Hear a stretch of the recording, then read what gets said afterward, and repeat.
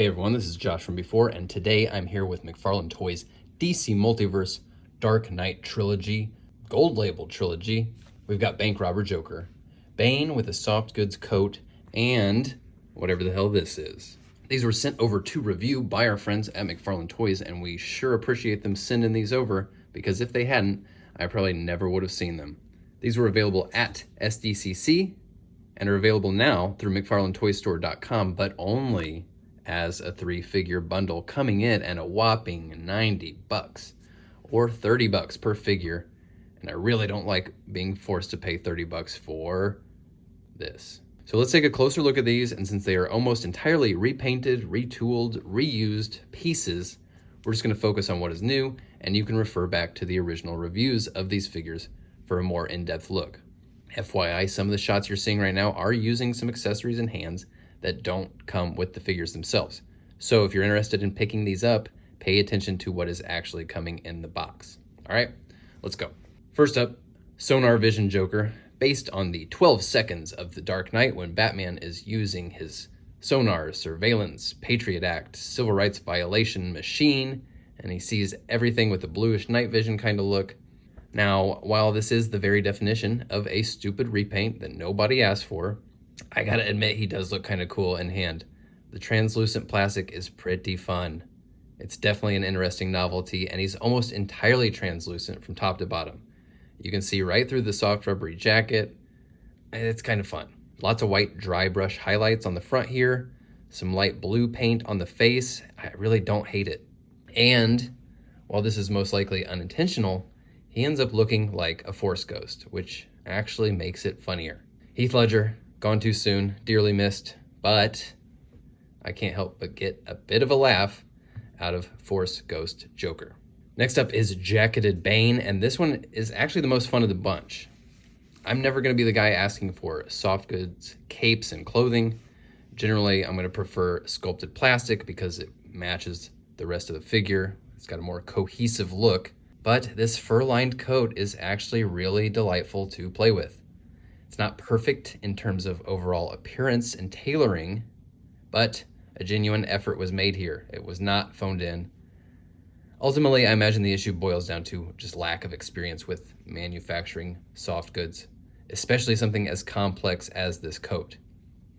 The outside is this craft faux leather material, which has a decent amount of grain on it, but ultimately just doesn't have the character of the actual material. And if you're a Hot Toys or 12-inch collector, you probably know that this faux leather stuff ages terribly. It's so thin and it cracks and crumbles over time. I barely even want to bend the elbows or the shoulders here because I'm afraid of tearing it up. The inside of the coat, faux fur, it has a decent look to it. Again, doesn't match the wool look of the actual coat, but I really do respect the effort here. The collar and lapels or breasts are a bit oversized. If you pop the collar, it kind of swallows them up. It's not the most flattering, and I'm not certain, but I think that if they had ended the fur lining before it hit the inside of the shoulders, it would have fit a bit better around the neck. The original Bane Build-A-Fig didn't blow me away, but having this coat to interact with does kick up the fun factor a few notches. This solo release has skimped on a couple paint apps on the torso, but the only thing really missing is the extra hands from the Build-A-Fig. Fortunately, those extra hands were packaged with the Joker, so if you were wanting to buy this Bane but not Joker, that would just be weird, and I can't help you. Finally, we have Bank Robber Joker. This is the one must-have figure in this trio, and they're making you buy it with this bundle, which is very annoying. I think many would want to army build with this figure, put together a gang of Joker goons, and now that's all been impossible with this bundle situation. So this guy is reusing the legs and arms from the regular Joker figure. He's got a new torso and head. Now, I love kit bashing figures, especially civilian pieces like jackets. But unfortunately, this guy's jacket and shirt are all one piece, so that's not going to be an option. He does have a nice range of movement at the torso, and the shirt has this pattern painted on it. Looks pretty solid, as does the mask. You see the eyes through the holes of the mask, so that has a nice sense of depth about it. The mask is not meant to be taken off, which is not surprising. It's glued down. But you definitely could remove it if you wanted to.